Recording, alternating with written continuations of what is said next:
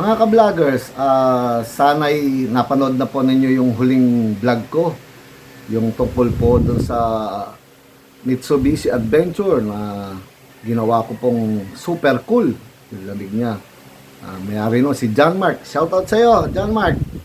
Happy yung bata. Nakakatawa naman po. Kung bakit ko po nabanggit yun, mga ka-vloggers? Kasi, doon po manggagaling ang ating iwas high pressure technique number 8. Mga ka-vloggers, welcome po sa akin channel.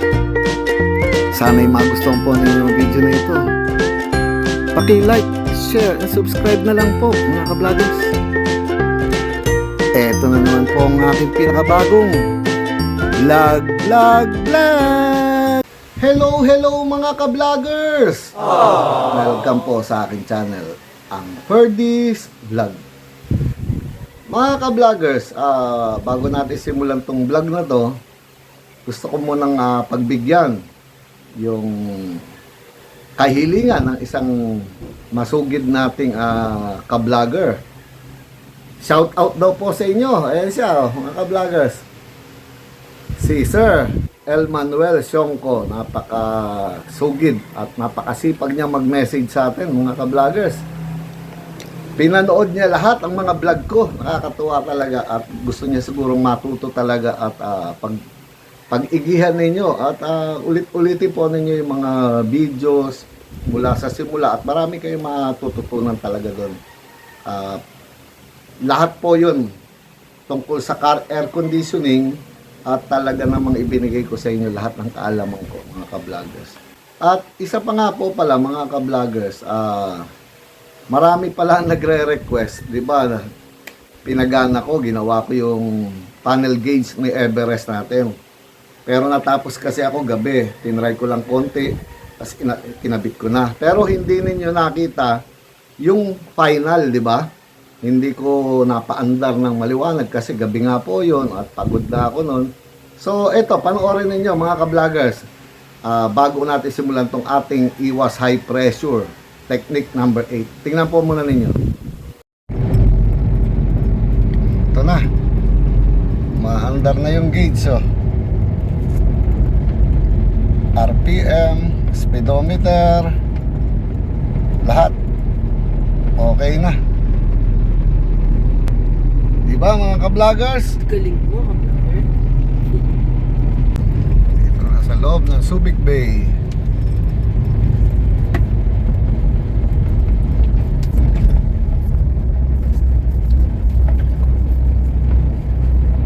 So, galing mga ka-vloggers, no? Naka-save tayo ng 25,000 dahil po dyan sa paggawa ko lang ng panel gauge na yan. At gaya nga ng nasabi ko, bakit naman ganun kamahal second hand? Galing sa mga ibang sasakyan, kinatay lang. Bakit naman ganun ang presyohan naman ninyo? 25,000. Masyado naman po yata yung mga ka-vloggers. Kahit mga 5,000 lang, okay na yun. Pero huwag naman 25 dahil sabi ko nga, Porky ba? Ford Everest. Ganun na kamahal.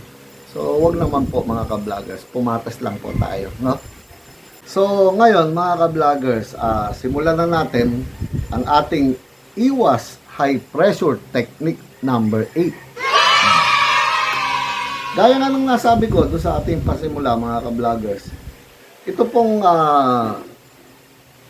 iwas high pressure technique number 8 natin, galing po to doon sa nangyari doon sa ginawa kong Mitsubishi Adventure, no?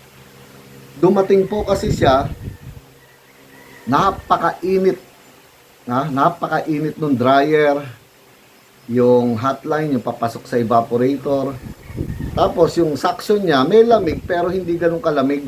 Yung pawis na pawis yung mga tubo, na parang, gaya na sinabi ko sa mga naunang vlog ko, yung parang tao na nagpapawis ng butil-butil, na masama yung pakiramdam. Ako, kinukumpara yun, di ba? So dumating siya, doon pa nga lang kami sa labas hinahanap talaga ako ni John Mark, salamat sa iyo, naulit ko. Ngayon, sobrang init. Ginawa na nga niyang 10 blades yung kanyang dito sa water pump, yung fan blade niya mga ka-vloggers. 10 blades na yun. Dati raw, parang 8 lang yata yung blades daw nun. Ginawa na niyang maraming blade. Pero sobra pa rin po sa init yung kanyang hotline. Hindi mahawakan mga ka-vloggers. So, sa madali salita, pati makina niya hirap. Hirap sa pag-abante, nirereklamo nga niya. At wala po talagang lamig mga ka-vloggers. Kumbaga, sabi ko sa kanya, subukan niya ibaba yung thermostat. At nung binaba niya, pag namatay sandali yung compressor, mainit kagad doon sa loob. Talagang lusaw kagad, tunaw. Hindi lumalamig yung evaporator. Pero yung expansion valve, nagpapawis ng todo, siguro nagyayelo yun o ano, no? So ngayon mga ka-vloggers, ano ang iwas high pressure natin doon? Technique number 8. Galing 8 na. Ganito mga ka-vloggers. Bakit pa uminit ng ganun yung hotline niya?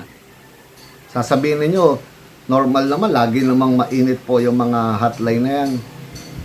Umiinit talaga yan mga ka-vloggers, pero hindi ganun kainit. So, ang nangyari po sa kanya, hindi nyo mahawakan, parang plancha, parang yung galing sa compressor. High side masyado siyang mainit. Alam po ba ninyo kung bakit nagkaganon mga ka-vloggers?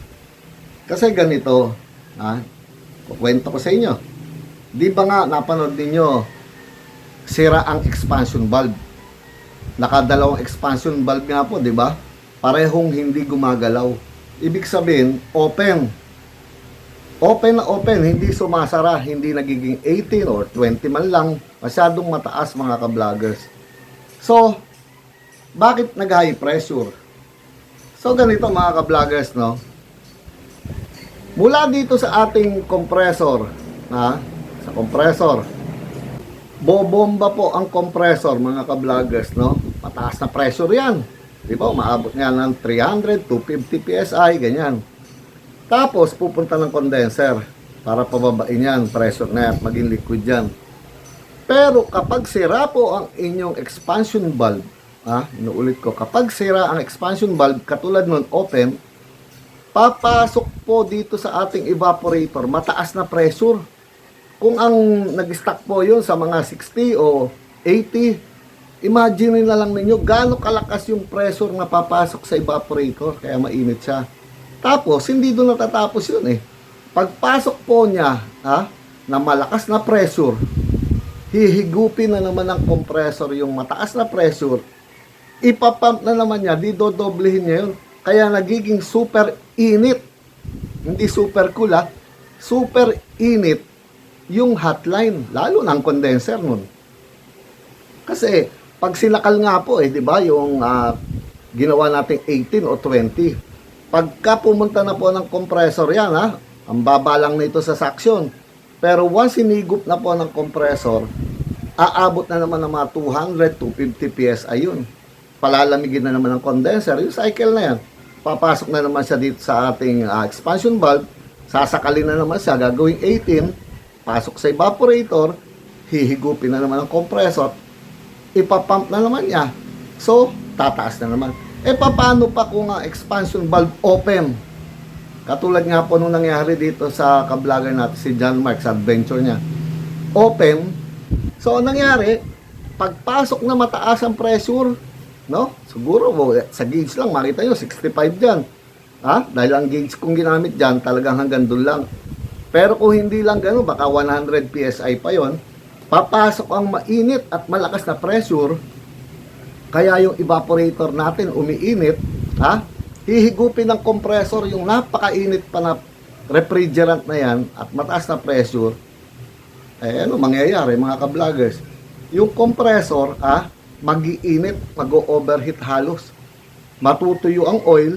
Kaya nga lagi ko sinasabi sa mga nakaraang vlog ko, na pagkasira ang expansion valve, masisira din po ang compressor. Magsisimula muna sa black oil yan.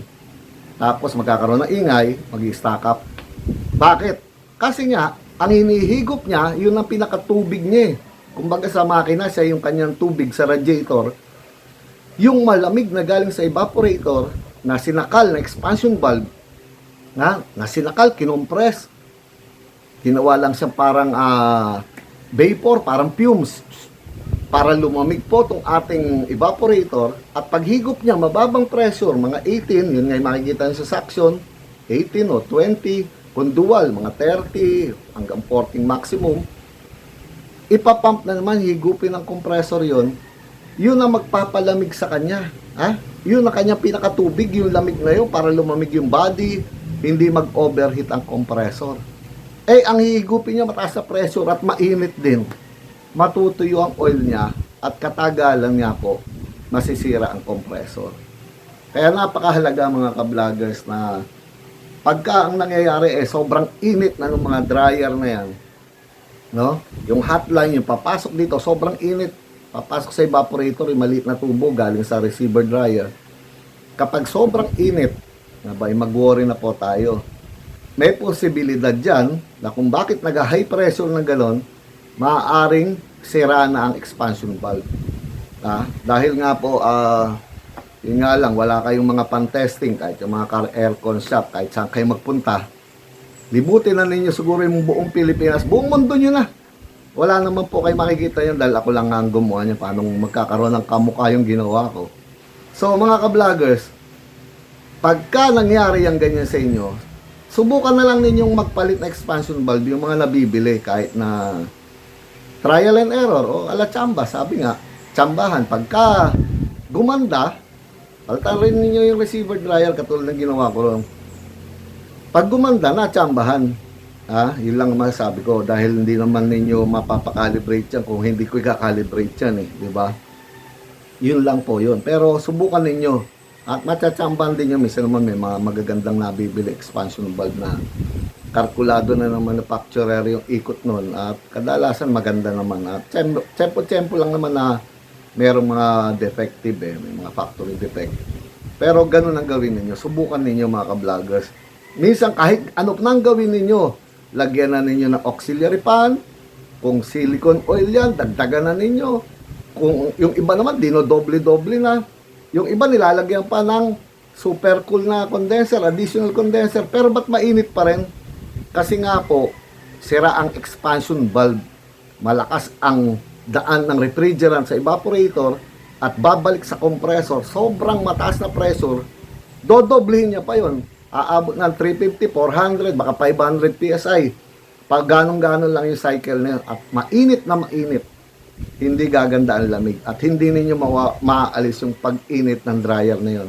Dahil lang just expansion valve na sira. Subukan ninyo palitan, gaya na sabi ko. At baka malagyan ninyo nung magandang reading na medyo sakal. At bababa na po yun. Imagine na naman ninyo. Yung sakal nga, hinuulit ko. Pag binomba ng compressor, maabot pa rin 250 yun. Ano pa yung open? Papasok mga 60, 100 PSI, open siya. Paano yun? Di pag pump niya nun, sobrang taas, baka abot pa ng 500 PSI. Mawawasak talaga ang compressor at hirap ang makinang paikutin yung compressor. Nararamdaman yun pagka mabigat na mabigat. Hindi katulad pag maayos lahat, magaang sa makina, sa cooling system magaang, yung aircon ninyo maganda. Sana ay naintindihan po ninyo mga ka-vloggers at salamat po ng maraming sa inyo. Ano pa po ba sasabihin ko mga ka-vloggers? Eto na naman po ang pinakabagong edisyon ng ating vlog. Paalam mga ka-vloggers. Paalam po. Ingat po kayo.